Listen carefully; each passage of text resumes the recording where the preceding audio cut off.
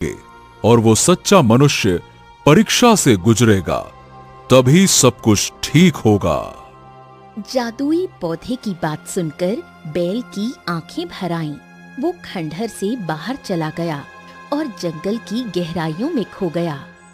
इस घटना के कुछ समय बाद केशव नगर के सुंदर घने जंगलों के बीच बिलासपुर गांव बसा हुआ था। वहाँ राम और बलराम नाम के दो भाई रहते थे। बलराम भैया, ओ बलराम भैया, बलराम भैया, आपके पिताजी की तबीयत अचानक से बिगड़ गई है, जल्दी घर चलिए चलिए। अरे ये क्या कह रहे हो तुम, चलो। बलराम अपने छोटे भाई राम के साथ दौड़ता हुआ घर जा पहुंचा। वहां उनके बूढ़े पिताजी चारपाई पर बैठे थे और पास ही वैद्य बैठे हुए थे। हाँ बलराम, तुम्हारे पिताजी के शरीर के अंदर बीमारी ने पूरी तरह से घर कर लिया है, जिसका कोई इलाज नहीं है। चलो भाई, राम राम। इतना कहकर वैद्य वहां से चला गया। देखो बलराम, मेरा अंतिम समय आ गया है। अब मैं ज्यादा दिन तक इस संसार में नहीं रह पाऊंगा। देखो बलराम, मुझे तुम पर भरोसा है। तुम ईमानदारी से सारी संपत्ति को आधा आधा हिस्सा अपने छोटे भाई से बातचीत करके बांट ले। इतना कहकर बलराम के बूढ़े पिता ने दम तोड़ दिया। कुछ देर बाद वो दोनों अपने पिता का अंतिम संस्कार कर घर लौट आए। कुछ समय बीत गया। एक दिन बलराम की पत्नी राधा, जो कि बहुत चतुर और तेज थी, बलराम से बोली, पिताजी को गए काफी समय हो गया है। मुझे लगता है कि अब तुम दोनों भाइयों को संपत्ति का बंटवारा कर देना चाहिए। बाहर से देखने पर बलराम बहुत अच्छा इंसान लगता था, लेकिन अंदर से उसमें भी चतुराई, लालच और मक्कारी कूट कूट कर भरी थी। कहे तो तुम सही रही हो। मैं तो हमेशा सही कहती हूँ। मेरी बात मानो, हमारा जो खेत है वो आधा बंजर है और आधा हरा भरा। हरा भरा खेत अपने हिस्से में रखना और बंजर खेत अपने छोटे भाई को दे देना। और हाँ, जिस घर में हम रहते हैं उसके अलावा एक दूसरा घर भी है जिसकी हालत बहुत खराब है। वो तुम अपने छोटे भाई को दे देना। अच्छा, और अगर राम ने कुछ सवाल किया तो मैं क्या जवाब दूंगा? क्या जवाब दोगे? बोल देना कि वो छोटा है और तुम बड़े हो। उसने खेत में काम करना केवल 2 साल पहले शुरू किया है, जबकि तुम बचपन से बैल की तरह अपने पिता के साथ खेत में जुत रहे हो। बिल्कुल सही कह रही हो तुम। ठीक है, अब से मैं ऐसा ही करूंगा। अगले दिन बलराम अपनी पत्नी राधा के साथ राम के आंगन में जा पहुंचा। हाँ, तो देखो छोटे भाई, पिताजी तो अब रहे नहीं, इसीलिए अब हम दोनों को संपत्ति का बंटवारा कर लेना चाहिए। लेकिन भैया, मैं तो आपके साथ ही रहना चाहता हूँ। अरे अरे छोटे, ये सब बातें कुछ समय के लिए अच्छी लगती हैं। देखो, हमें अभी से अपने भविष्य के बारे में सोचना चाहिए, है ना? हाँ, ठीक है भैया, जैसी आपकी मर्जी, बताइए। हाँ, तो फिर मेरी बात ध्यान से सुनो। देखो, हमारा खेत आधा उपजाऊ है और आधा बंजर। उपजाऊ जमीन का हिस्सा मैं रखूंगा, क्योंकि भाई मैं बचपन से ही पिताजी के साथ मेहनत करता आया हूं, खेती करता आया हूं, जबकि तुम केवल 2 वर्ष से खेत में हाथ बटा रहे हो। और हमारे 2 घर हैं, एक ये है और दूसरा घर। उसमें तुम अपनी पत्नी के साथ रहोगे, क्योंकि इस घर पर मैंने काफी खर्चा किया है, इसीलिए मैं यहाँ रहूंगा। ठीक है? ये सुनकर राम चौंक गया। तभी उसकी पत्नी गौरी गुस्से से बोली, ये तो सरासर अन्याय है। आप बेकार के हिस्से अपने छोटे भाई को दे रहे हैं और अच्छे हिस्से अपने पास रख रहे हैं। देखिए भैया, मेरी पत्नी गौरी सही कह रही है। खेत का आधा बंजर हिस्सा अगर आप मुझे दे देंगे तो मैं खेती किस पर करूंगा? अब देखो, वो सब मुझे नहीं पता भैया, लेकिन बंटवारा तो वैसे ही होगा। जिस दूसरे घर की आप बात कर रहे हैं वो घर नहीं बल्कि एक झोपड़ी है। तो मैं क्या कर सकता हूँ? तुम दोनों के हिस्से में वही आ रहा है तो वही न दूंगा। ये क्या बात कर रहे हैं भैया, आप गलत बंटवारा कर रहे हैं।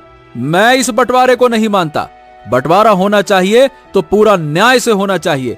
खराब खराब चीज हमारे हिस्से, अच्छी अच्छी चीज आपके हिस्से, ये बंटवारा होता है क्या? ये तो मनमानी है। मनमानी है तो फिर ठीक है भैया, अगर तुम इस मामले को पंचायत में ले जाना चाहते हो तो तुम्हारी मर्जी। इस गांव का मुखिया मेरा दोस्त है, वो भी मेरी ही बात मानेगा। समझ गए? अभी जो मिल रहा है रख लो, बाद में कहो ये भी ना मिले। बेहतर यही होगा कि पंचायत तुम्हें जलील करे और कुछ ना दे। उससे अच्छा है कि ये मामला घर की चार दीवारी में सुलझा लो। हाँ ठीक है भैया। हाँ तो फिर ठीक है भाई, हो गया फैसला। तुम अभी और इसी वक्त ये घर छोड़कर चले जाओ। चलो भाई। राम आंखों में आंसू लिए अपना सामान उठाकर दूसरे घर में चला गया।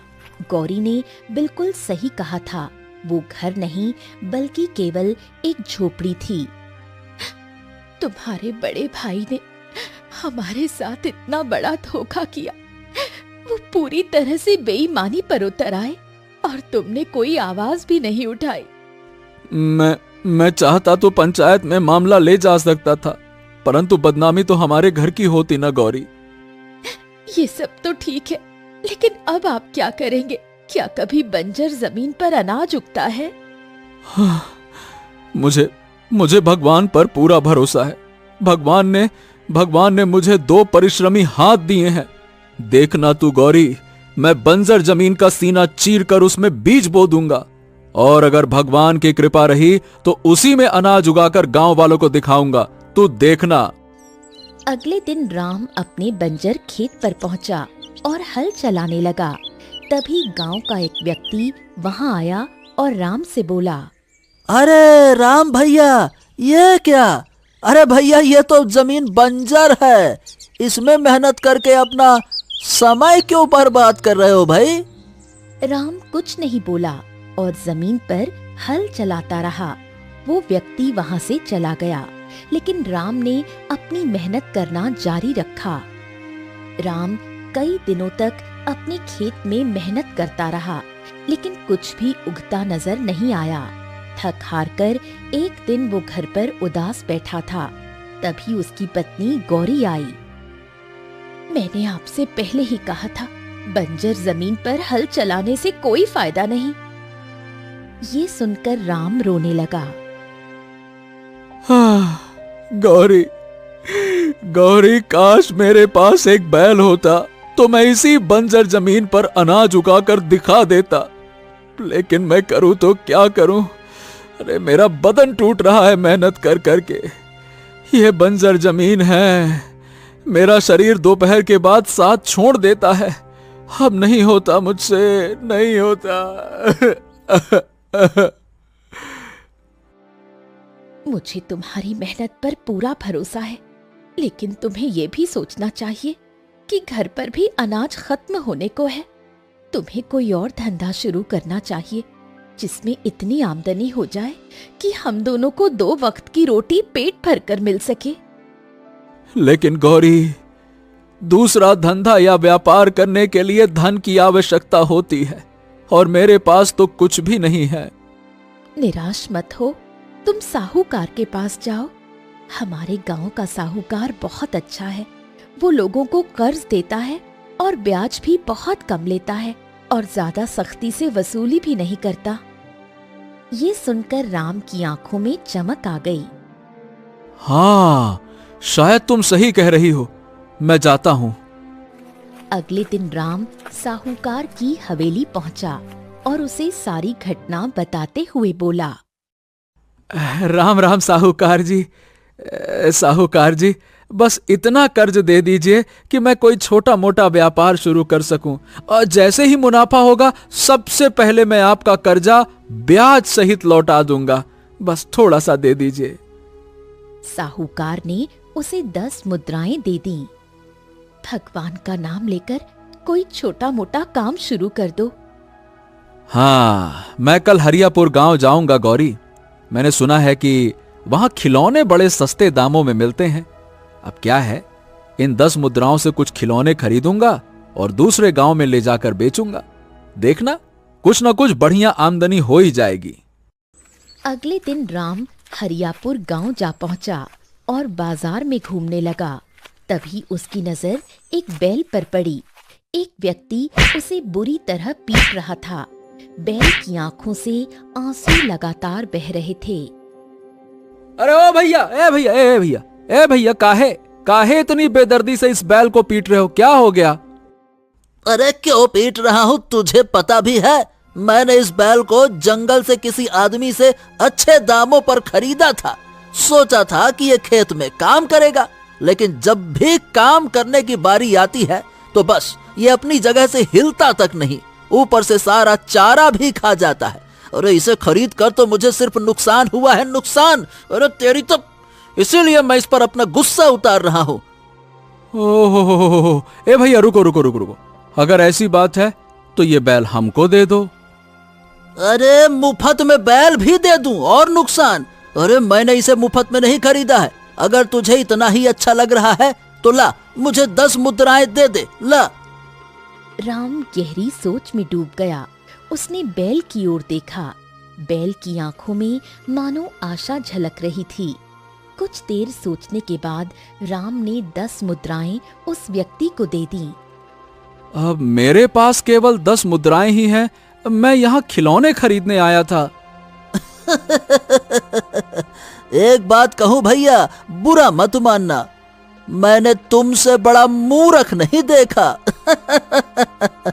इस बैल को खरीदकर तुमने घाटे का सौदा किया है, लेकिन मेरी बला तो टल गई। ले जाओ, इस मुसीबत को अपने घर ले जाओ भैया, ले जाओ। इतना कहकर वो व्यक्ति वहां से चला गया। राम बैल को लेकर घर आया और सारी घटना गौरी को बताने लगा। हे भगवान, मैंने तुमसे बड़ा मूर्ख इंसान नहीं देखा। अरे 10 मुद्राएं तुमने इस निकम्मे बैल को खरीदने में व्यर्थ कर दी। एक बैल से भला हमें क्या फायदा होगा, जबकि उसके मालिक ने ही बता दिया था कि ये काम नहीं करता। अरे गौरी, वो इसको बुरी तरह से पीट रहा था। बेचारे की आंखों से आंसू बह रहे थे। अब मुझे दया आ गई, इसीलिए मैं खुद को रोक नहीं सका और इसको ले आया। तो अब इसका क्या करोगे? अचार डालोगे? अरे भाई, जो काम नफरत से नहीं हो सकता वो प्रेम से हो सकता है। चिंता ना करो, कल मैं इसे अपने बंजर खेत में ले जाऊंगा और इसकी मदद से अनाज उगाने का प्रयास करूंगा। गौरी और भी क्रोधित हो गई। आखिर घूम फिरकर तुम वहीं पहुंच गए। जैसी इच्छा वैसा करो, पर मुझे कोई मतलब नहीं। लेकिन एक बात याद रखना, घर पर केवल कल तक का अनाज बचा है। इतना कहकर गौरी गुस्से में वहां से चली गई। अगले दिन राम बैल को लेकर बंजर खेत में जा पहुंचा। हाँ, अब ठीक लग रहा है ना? अच्छा देखो, मैं तुम्हें भोला कहकर पुकारूंगा। देखो भोला, जिन 10 मुद्राओं से मैंने तुम्हें खरीदा था वो तो मैंने कर्ज में ली थी, इसीलिए तुम मेरी मदद जरूर करना, ठीक है? चलो। राम ने बैल को हल में जोतने का प्रयास किया, लेकिन बैल अपनी जगह से हिला तक नहीं। अरे आखिरकार तुझे हो क्या गया है? तू अपनी जगह से हिल क्यों नहीं रहा है? चल भाई, चल। राम ने दिन भर कोशिश की, लेकिन बैल ने कोई काम नहीं किया। शाम को थक हार कर वो बैल को घर ले आया। घर पर राम का उतरा हुआ चेहरा देखकर गौरी ने गुस्से से कहा, क्या हुआ? तुम्हारे इस बैल ने तुम्हारा पूरा खेत जोत डाला? चेहरा तो बिल्कुल बुझा हुआ लग रहा है। राम कुछ नहीं बोला। उसकी आंखों से आंसू निकल आए। अगले दिन भी राम बैल को खेत में ले गया, लेकिन बैल अपनी जगह से हिला ही नहीं।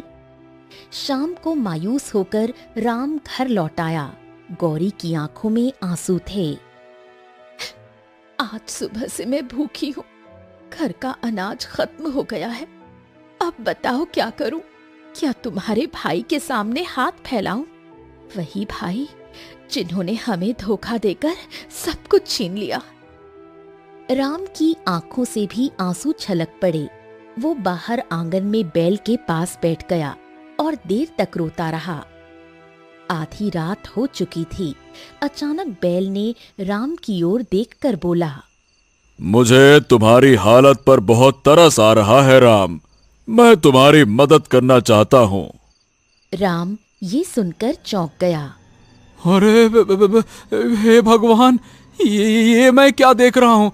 एक बैल मनुष्य की भाषा में बात कर रहा है। हे भाई, कौन हो तुम?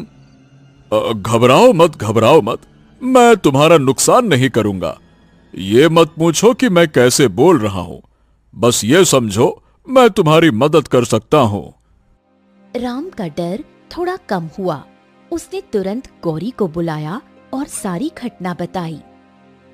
हे भगवान, ये बैल मनुष्य की तरह बोल रहा है। राम, इसे वापस वहीं छोड़ाओ जहां से तुम इसे लाए थे। अरे भगवान के लिए ऐसा मत करना, नहीं तो मेरा पुराना मालिक मुझे पीट पीट कर मार डालेगा। बहुत तेज मारता है। नहीं नहीं नहीं नहीं नहीं नहीं, नहीं, ऐसा मत करना। तुम हमारी मदद कैसे कर सकते हो? मैं एक ऐसे जंगल का पता जानता हूं जहां जादुई बीज मिलते हैं। अगर तुम उन्हें अपने बंजर जमीन में बो दोगे तो फिर उसका चमत्कार देखना। हाँ। राम ने गौरी की ओर देखा। एक बार इसकी बात मानने में क्या हर्ज है? हो सकता है हमारी किस्मत बदल जाए। ठीक है। हाँ तो ठीक है, फिर मेरी रस्सी खोल दो। राम ने बैल की रस्सी खोल दी। बैल जंगल की ओर दौड़ पड़ा। राम और गौरी भी उसके पीछे दौड़ने लगे। कुछ देर बाद बैल जंगल में बने एक खंडहर के सामने रुक गया। चलो मेरे साथ, तुम्हें जादुई बीज यहीं खंडहर के अंदर मिलेगा। राम और गौरी बैल के साथ खंडहर के अंदर चले गए। अंदर पहुंचकर राम ने देखा कि जमीन पर बहुत से बीज बिखरे पड़े थे। बाप रे बाप, जमीन पर तो अनाज पौधे हरियाली उगते देखा, लेकिन बीजों को खुद ब खुद उगते हुए पहली बार देख रहा हूं। गजब है गौरी। राम, देखो, ये बीज रंग बिरंगी किरणों से जगमगा भी रहे हैं। इनमें से कुछ बीज उठा लो और फिर उनका चमत्कार देखना। उठा लो। तभी गौरी की नजर एक बड़े पौधे पर पड़ी जो शुद्ध सोने का बना हुआ था और उस पर हीरों से बने बीज उग रहे थे। ये तो बड़ा ही विचित्र पौधा है। हाँ, इसका भी एक रहस्य है, लेकिन वो रहस्य अभी मैं तुम्हें नहीं बता सकता। सही समय आने पर सब बताऊंगा। राम ने कुछ बीज उठाए। फिर वो गौरी और बैल के साथ घर लौट आया। अब तुम आज रात ही इन बीजों को अपने बंजर जमीन पर बो दो। राम, गौरी और बैल खेत में पहुंचे। राम ने उन बीजों को अपनी जमीन में बो दिया। अब घर चलो, सुबह इसका चमत्कार देखना। राम, गौरी और बैल घर लौट आए। अगली सुबह राम और गौरी खेत पहुंचे। सामने का दृश्य देखकर दोनों की आंखें आश्चर्य से फैल गईं। पूरा खेत हरे भरे पौधों और लहलहाती फसल से भर चुका था। अरे गौरी, गौरी, हमारा बंजर खेत तो हरा भरा हो गया। राम, इसका मतलब बैल सही कह रहा था। मुझे माफ कर दो।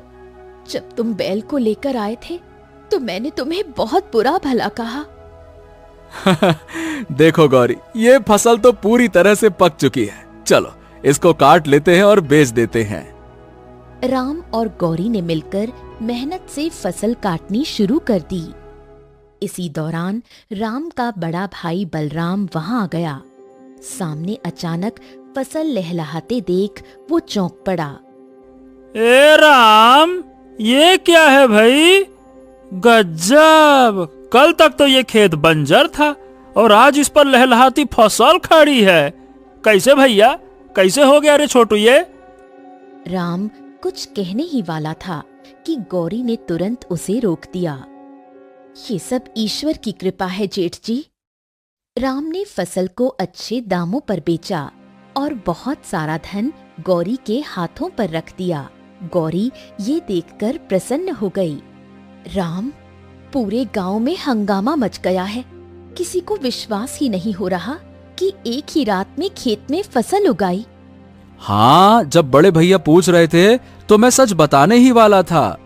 अपने बड़े भाई को इस जादुई बैल के बारे में मत बताना, नहीं तो वो भी इसे छीनने का प्रयास करेंगे। शायद तुम सही कह रही हो गौरी। समय इसी तरह बीतने लगा। अब राम हर माह बैल के साथ जादुई जंगल जाता, वहाँ से जादुई बीज लाता और अपनी बंजर जमीन पर बो देता। अगले ही दिन उसके खेत में लहलहाती फसल खड़ी हो जाती। देखते ही देखते राम के दिन बदल गए और वो धनवान हो गया। यही बात उसके बड़े भाई बलराम को बिल्कुल पसंद नहीं आई। अरे, मेरी तो समझ में नहीं आ रहा कि आखिरकार ये हो क्या रहा है। बंजर जमीन पर राम कैसे एक ही रात में अनाज उगा सकता है? ये क्या चक्कर है भाई? मुझे लगता है तुम्हारे छोटे भाई के हाथ कोई जादुई शक्ति लग गई है। तुम्हें उस पर नजर रखनी चाहिए। अगर उसके पास सच में कोई चमत्कारिक वस्तु है तो वो हमारे पास होनी चाहिए। सही कह रही हो तुम। आज से मैं राम पर गहरी नजर रखूंगा। एक दिन अचानक गौरी की तबीयत बुरी तरह खराब हो गई। राम उसे लेकर एक वैद्य के पास गया। तुम्हारी पत्नी राम बहुत गंभीर बीमारी से जूझ रही है। देखो, माफ करना, लेकिन इसका इलाज इस संसार में नहीं है। अब समझ के चलो कि बस वो कुछ ही दिनों की मेहमान है। क्या? ऐसी बातें मत करिए वैद्य जी, ऐसा मत कहिए। शांत हो जाओ, शांत हो जाओ। मेरे हाथ में कुछ नहीं है। तुम अपनी पत्नी को घर ले जाओ, है ना? हाँ। राम टूटा हुआ मन लिए गौरी को वापस घर ले आया और बाहर बैठकर फूट फूट कर रोने लगा। तभी बैल वहां आ गया। क्यों रो रहे हो राम? राम ने सारी घटना बैल को बता दी। ओ, लगता है कि परीक्षा का समय आ गया है। कैसी परीक्षा? कुछ देर बाद पता चल जाएगा। अपनी पत्नी को साथ लेकर मेरे साथ जंगल चलो। हाँ, जंगल? लेकिन वहां तो जादुई बीज हैं। हाँ, उन जादुई बीजों में से एक बीज ऐसा भी है जिसे यदि किसी रोगी को खिलाया जाए तो वो पूरी तरह से स्वस्थ हो जाता है। क्या तुम सच कह रहे हो? हाँ, मैं सच कह रहा हूँ। चलो मेरे साथ। राम अपनी पत्नी गौरी को लेकर बैल के साथ जंगल की ओर चल पड़ा, मगर उसे पता नहीं था कि ये सब दृश्य उसका बड़ा भाई बलराम दूर से देख रहा है। बलराम तुरंत भागता हुआ अपनी पत्नी राधा के पास जा पहुंचा और सारी घटना उसे बता दी। इसका मतलब अब तक जो कुछ भी चमत्कार हो रहा था वो सब जादुई बीजों की वजह से था। चलो, हम दोनों उनका पीछा करते हैं। बलराम और राधा चुपके चुपके राम और बैल का पीछा करने लगे। कुछ देर बाद राम और गौरी खंडहर के अंदर पहुंचे। वहां पर विशेष प्रकार के बीज उग रहे थे। वो वहां देखो राम, तुम्हें वो पौधा दिख रहा है ना? हाँ। अरे, ये तो सोने का पौधा है जिस पर हीरों के बीज लगे हुए हैं। हाँ, उसे ध्यान से देखो। उस हीरो के बीच तुम्हें एक साधारण बीज दिखाई देगा। हाँ, इसमें सचमुच एक साधारण बीज भी है। हाँ, बस अब मेरी बात ध्यान से सुनो। अगर तुम इन हीरों के बीज को अपने खेत में बोओगे तो अगले दिन तुम्हारे खेत में अनगिनत कीमती हीरे उगेंगे और तुम संसार के सबसे धनवान व्यक्ति बन जाओगे। लेकिन अगर तुम इसके विपरीत उस साधारण बीज को चुनते हो और अपनी पत्नी को खिला देते हो तो वो रोग मुक्त हो जाएगी, पर उसके बाद तुम इन हीरों के बीजों का इस्तेमाल नहीं कर पाओगे। यहां तक कि इन जादुई बीजों को जो तुम बोते आए हो, इनका भी उपयोग नहीं कर पाओगे। राम ये सुनकर चौंक गया और गहरी सोच में डूब गया। हाँ, जब मेरी पत्नी ही नहीं रहेगी तो ढेर सारा धन, अनाज, वैभव, दौलत, ये सब मेरे किस काम का? मैं क्या करूंगा? नहीं नहीं नहीं, मैं अपनी पत्नी को स्वस्थ देखना चाहता हूं, बस। याद रखना राम, जैसे ही तुम ये बीज अपनी पत्नी को खिलाओगे, यहां जितने भी जादुई बीज हैं, ये सोने का पौधा सब गायब हो जाएंगे और पूरा खंडहर साधारण हो जाएगा। राम साधारण बीज की ओर बढ़ा ही था कि तभी बलराम और राधा हाथों में तलवार लिए वहां आ पहुंचे। अरे राम, मैं तेरे और बैल की सारी बातचीत सुन चुका हूँ। उस जादुई बीज को फेंक दे, चुपचाप फेंक, चल फेंक। अगर तूने इस गौरी को खिला दिया तो सारे जादुई बीज हमेशा के लिए गायब हो जाएंगे और ये मैं किसी भी कीमत पर बर्दाश्त नहीं कर सकता। अरे फेंक रे जल्दी से, नहीं तो फेंक। मुझे सारे के सारे जादुई बीज चाहिए। भैया भैया, मेरी पत्नी कुछ दिनों की मेहमान है। क्या आप चाहते हैं कि वो मुझे छोड़कर चली जाए? बताइए भला। मुझे क्या मतलब तेरी पत्नी से? मुझे धन चाहिए, धन, इंसान नहीं। अगर तूने एक कदम भी आगे बढ़ाया ना, मैं तेरी गर्दन उड़ा दूंगा तलवार से। चल हट पीछे। भैया भैया, क्या आप धन के लिए मुझको भी मार देंगे क्या? भैया बताइए, मार देंगे क्या? हाँ, मैं तुझे भी मार दूंगा। इतना बोलकर बलराम राधा से बोला। रे चलो राधा, इससे पहले कि ये मूर्ख कोई मूर्खतापूर्ण काम करे, हम सोने के पौधे के सारे बीज उखाड़ लेते हैं। कल सुबह हमारे खेत में हीरे ही हीरे नजर आएंगे और हम इस संसार के सबसे धनी व्यक्ति बन जाएंगे। चलो चलो चलो। इतना कहकर बलराम और राधा सोने के पौधे की ओर बढ़ते हैं। जैसे ही दोनों पौधों को स्पर्श करते हैं, अचानक एक जबरदस्त धमाका होता है और उनके शरीर जलने लगते हैं। अरे ये क्या हो रहा है? मेरे भैया और भाभी जल रहे हैं, इन्हें कैसे बचाऊं? अरे इन्हें बचाओ, कोई तो बचाओ इन्हें। तभी वहाँ एक साथी प्रकट होते हैं। ये संभव नहीं है राम, इन जादुई पौधे ने इन दोनों का अंजाम यही चुना है। इन्होंने लालच और बुरी नीयत से इस पौधे को स्पर्श किया और इनका अंत यही होना था। कुछ देर में बलराम और राधा जलकर राख हो जाते हैं। राम की आंखों से आंसू बहने लगते हैं। राम ने कांपते हुए बीज अपनी पत्नी को खिला दिया। बीज खाते ही गौरी उठ बैठी। मुझे अब बिल्कुल ठीक महसूस हो रहा है। अचानक एक और धमाका होता है और बैल एक सुंदर राजकुमार में बदल जाता है। राम हैरान रह जाता है। ये क्या? आखिर ये सब क्या हो रहा है? कुछ समय पहले मैंने तपस्या करके बड़ी मुश्किल से इन जादुई बीजों को इस जंगल में उगाया था। मेरा उद्देश्य था कि इन बीजों के जरिए मानवता की भलाई की जा सके, सूखाग्रस्त इलाकों की मदद हो सके। लेकिन इसी रहस्य का पता राज्य के राजकुमार आदित्य को चल गया। वो एक लालची और घमंडी राजकुमार था। मैंने उसे चेतावनी दी थी कि इन बीजों को लालच से मत छूना, लेकिन वो नहीं माना। उसने सीधे सोने के पौधों को हाथ लगा दिया जिस पर हीरे के बीज लटक रहे थे, और तुरंत वो एक बैल में परिवर्तित हो गया। उस दिन जादुई पौधे ने उसे श्राप दिया कि तुम बैल के रूप में रहोगे, लेकिन चाह कर भी बैल जैसा काम नहीं कर पाओगे। तुम्हारे मालिक तुम्हें बेचेंगे। जब कोई सच्चे मन वाला लालच रहित मनुष्य तुम्हें खरीदेगा और तुम्हारा रहस्य जानेगा, और फिर भी अगर वो धन की बजाय अपने परिवार को चुनेगा, तभी तुम श्राप से मुक्त हो पाओगे।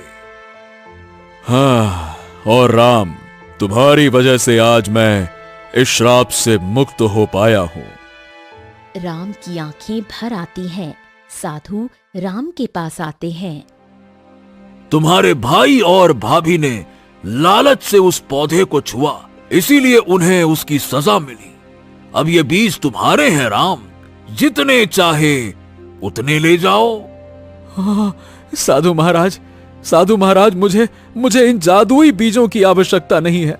मैं तो बस इतना चाहता हूं कि मेरी बंजर जमीन फिर से उपजाऊ हो जाए। मैं किसान हूं और अपनी मेहनत से फसल उगाना ही मेरे लिए सबसे बड़ा सुख है। साधु मुस्कुराते हैं और एक साधारण बीज राम को दे देते हैं। इसे अपने खेतों में बो देना, तुम्हारा खेत फिर से हरा भरा हो जाएगा। पर ध्यान रहे, इस स्थान का रहस्य किसी को मत बताना।